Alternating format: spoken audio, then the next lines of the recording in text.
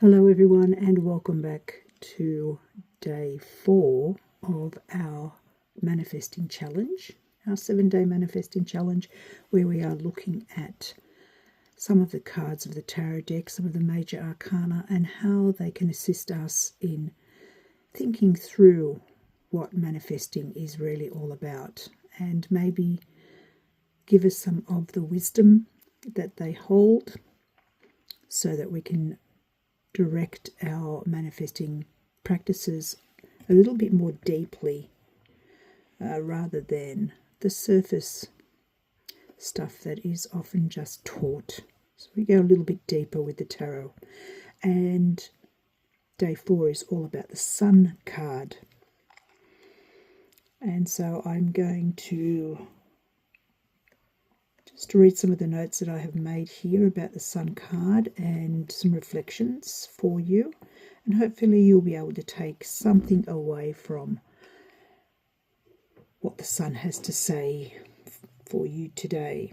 So let's get into it. So manifesting gets overcomplicated very quickly, and you start off wanting something simple, maybe a bit of money, a relationship that finally feels right, some kind of direction in your life, and before you know it, you're knee-deep in methods and rules and second-guessing every thought you have. And honestly, the Sun card has no patience for that. It brings things back to something a little bit more honest and a lot more human. The Sun is about clarity, but not the forced kind of clarity. It's the kind that shows up when you stop overthinking and actually admit what it is that you truly want. And I mean properly admit it out loud to yourself if you have to. Because a lot of the time people say they're manifesting one thing, but underneath that there's hesitation and doubt, or even a quiet feeling of that's probably not for me. Could be for anybody else, but not for me. The Sun shines a light on that gap. It shows you where you're being half in and half out. And that's not how manifesting works. So when you sit with the Sun's energy, it asks you a very simple set of questions. And they are, what do you want? And why do you want it? Does it actually feel good when you think about having it, or does it feel tense and difficult? You don't need a journal full of prompts for this, really. You need just honesty, the kind that feels a little bit exposing to yourself. So there's something very childlike about the Sun, and I mean that in a very useful way. Think about how kids want things. So they don't dress it up, they don't make it sound sensible, they just want it, and there's no shame in that. Somewhere along the line most people lose that. They start filtering their desires through what sounds realistic or what other people will approve of, and the Sun strips that away. It brings you back to that raw, simple wanting. And now the Sun also shows you where you're holding yourself back from being seen, because manifesting isn't just about getting something, it's about becoming someone who can hold that, live it, and be visible in it. And we kind of learned about that from the Magician, and also the Empress and Emperor card. It is all about this thing of when you get what you want, can you hang on to it? Can you hold it? So if part of you is still hiding and still shrinking, still editing yourself to feel safer, the Sun will gently point that out, and it doesn't shame you for it. It makes it very obvious. So there is also this idea that you need to be in a perfect state all the time to manifest properly. And many of the books that talk about manifesting are always suggesting, positivity, always a high vibe, and always kind of being switched on. And honestly, that's exhausting, and it's not how the Sun works. So the Sun is steady. It shows up every day. Some days feels brighter than others, but it's still there. And that's the energy you're aiming for, not perfection, just consistency. And again, we learned that from the Emperor yesterday. So small things matter here.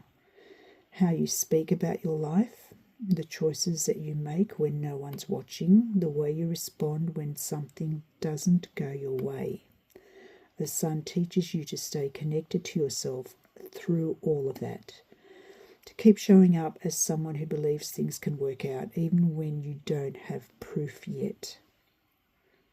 Very difficult thing to do, but we're learning that a lot of the cards do give that suggestion, believing that things can work out even if you don't have proof yet.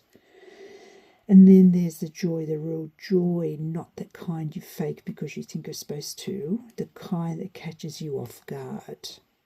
A moment where you feel light or calm or just okay.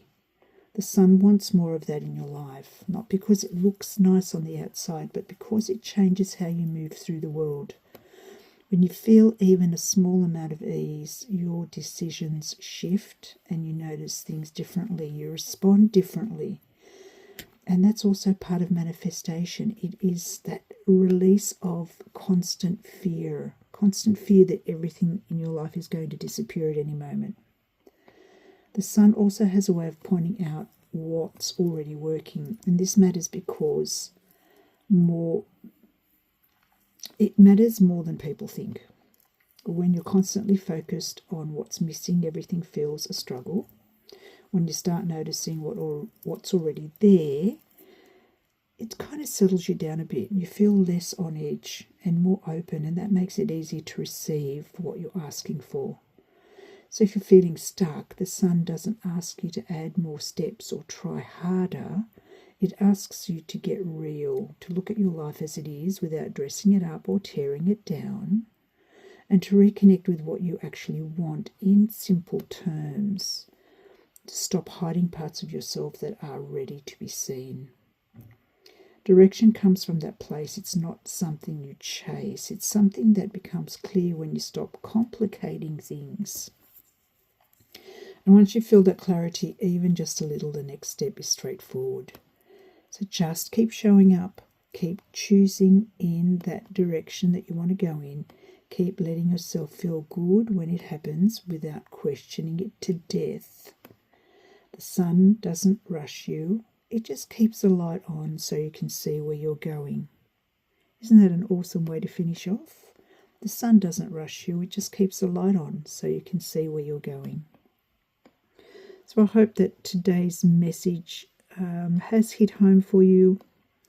And remember, we're kind of halfway through. This is day 4. We've got another few days to go. So come back tomorrow for the next card. It's going to be a really, really juicy one.